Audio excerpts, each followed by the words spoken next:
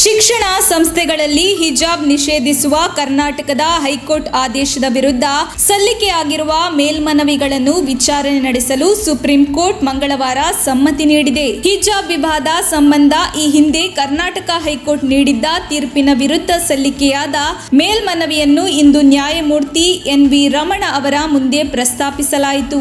ಮೇಲ್ಮನವಿದಾರರ ಪರವಾಗಿ ಹಿರಿಯ ವಕೀಲರಾದ ಮೀನಾಕ್ಷಿ ಅರೋರಾ ಈ ವಿಷಯವನ್ನು ಪ್ರಸ್ತಾಪಿಸಿದರು.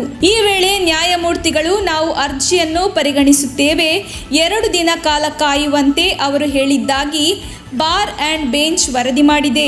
ಹಿಜಾಬ್ ಕುರಿತ ಕರ್ನಾಟಕ ಹೈಕೋರ್ಟ್ ತೀರ್ಪಿನ ವಿರುದ್ಧ ಮೇಲ್ಮನವಿಗಳನ್ನು ತುರ್ತು ವಿಚಾರಣೆ ನಡೆಸಲು ಸುಪ್ರೀಂ ಕೋರ್ಟ್ ಮಾರ್ಚ್ ತಿಂಗಳಲ್ಲಿ ನಿರಾಕರಿಸಿತ್ತು.